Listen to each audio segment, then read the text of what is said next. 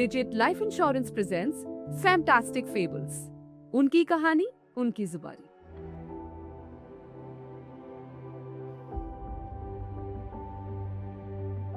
আমি ইপসিতা চক্রবর্তী, আমি Digit Life ইন্স্যুরেন্সের অ্যাম্বাসাডার।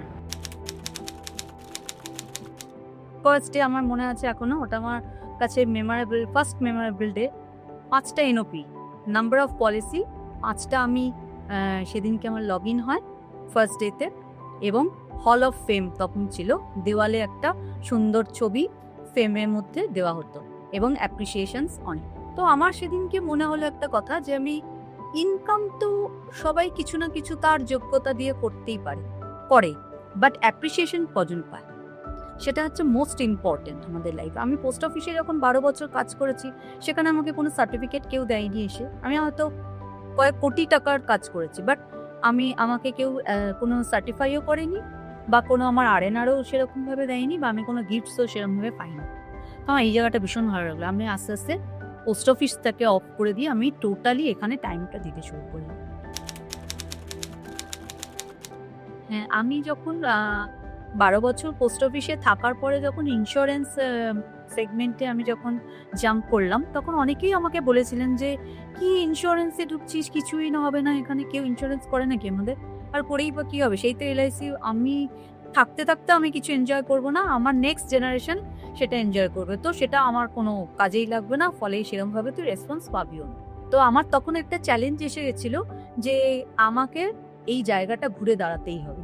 তো ডেফিনেটলি আজকে আমার 17 বছর এই ইন্ডাস্ট্রিতে আমি রয়েছি, এবং এই মুহূর্তে আমি যে পজিশনে গেছি, যা হয়েছে, এটা আমার পরিবার এবং আমার নেবার্স যারা আছেন তারা সবাই অ্যাপ্রিসিয়েট করেন, এবং একবার হলেও ওনারা ভাবেন যে না, এই প্রফেশনটাতে যাওয়া যেতে পারে। তো আমি তখন একটা কোম্পানিতে ছিলাম, তো এক ভদ্রমহিলাকে আমি মিট করলাম, করে তাকে কিছু ট্রেডিশনাল প্ল্যান তাকে পিচ করলাম, এবং উনি এগ্রি হলেন, এবং সেটা উনি নিলেন। তো ওনাদের একটা বেবি ছিল, হাজব্যান্ড ওয়াইফ, এবং ছোট বেবি, তার তখন বয়স 4 বছর, বাচ্চাটার বয়স।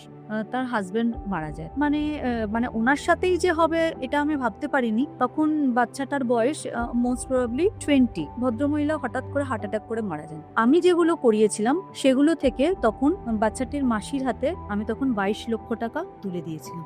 তো তখন ওই সাপোর্টটা যে এত বড় সাপোর্ট হবে, এবং সেটা মানে আমার ওই টাকাটা ওর মাসির হাতে তুলে দিতে যতটা কষ্ট হয়েছে, তার থেকে বেশি আনন্দ হয়েছে যে ওর পড়াশোনা, ওর মুখের ওই হাসিটা, যে ওই টাকাটা পেয়ে যে পরের স্টেপে ও এগোবে, এটার যে কতটা গুরুত্ব ছিল তখন, সেদিন কিন্তু ওর মাসিও বুঝেছিলেন যে এই ইনভেস্টমেন্ট এবং তার সাথে ইন্স্যুরেন্স ইনভেস্টমেন্ট যেটাকে বলবো, সেটা করাটা কতটা গুরুত্বপূর্ণ। আমি আজকে এই মুহূর্তে বসে আমার মনে হচ্ছে যে আমি খুব গর্বিত একজন নারী, যে আমাকে এই অনারটা দিচ্ছে ডিজিট, যে আমার এত বছর কাজ করে যে আমি সাকসেস হয়েছি, বা আমার যে এক্সপিরিয়েন্স হয়েছে, এবং আমি যে জায়গায় এখন এসে পৌঁছেছি, সেটা আমাকে ডিজিট আজকে সেটা বুঝিয়ে দিল যে আমি কি পেয়েছি আমার জীবনে। আমার এটা ভাবতে আমার খুব ভালো লাগছে, এবং ভীষণ আমি গর্বিত এটা নিয়ে যে আমাকে এই সম্মানটা দেওয়া হচ্ছে। আমি 17 বছরের অভিজ্ঞতায় অনেক হয়তো বড় বড় কোম্পানিতে কাজ করে এসেছি, শিখেওছি অনেক। কিন্তু প্রত্যেকটা কোম্পানির এক একটা বৈশিষ্ট্য থাকে, একটা তাদের নিজস্ব একটা রীতিনীতি থাকে, একটা প্রসিডিওর থাকে, সব কিছু একটা রীতি মেনে একটা কোম্পানি চলে। বাট সেখানে কিন্তু অনেক সময় দেখা যায় যে 1 বছর 2 বছর হওয়ার পরে দম বন্ধ হয়ে আসে। কোনো একটা জায়গায় যেন মনে হয় যে আমাদের খুব চেপে ধরা হচ্ছে, এটা করতেই হবে, ওটা করতেই হবে, এই অ্যাচিভমেন্টটা এর মধ্যেই কমপ্লিট করতে হবে। এই ব্যাপারটা ডিজিটের মধ্যে নেই। ডিজিট খুব মানে ফ্রিলি কাজ করা যাকে বলে, মানে মেন্টাল হেলদি মেন্টালিটি নিয়ে কাজ করতে পারে। কাজ করার জন্য আমি এখানে অন্তত এসে অনুভব করেছি ওটা। 1, 2 নম্বর হচ্ছে কোনো প্রেশার নেই।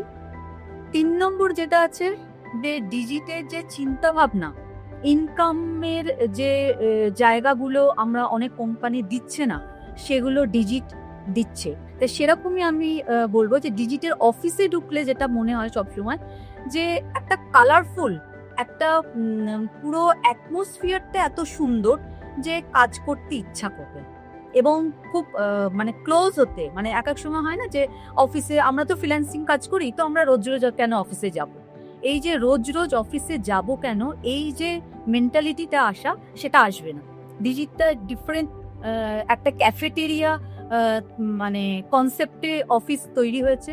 এখানে সুন্দর মানে গল্প করতে করতে কাস্টমার এবং যারা এমপ্লয়ি আছেন বা যারা আমরা ফ্রিল্যান্সিং করি, তারাও আমরা খুব সুন্দরভাবে একটা সময় কাটাতে পারি এবং সেটা খুব ইজি প্রসেসে সেই কাজটা আমরা সাকসেস করতে পারি।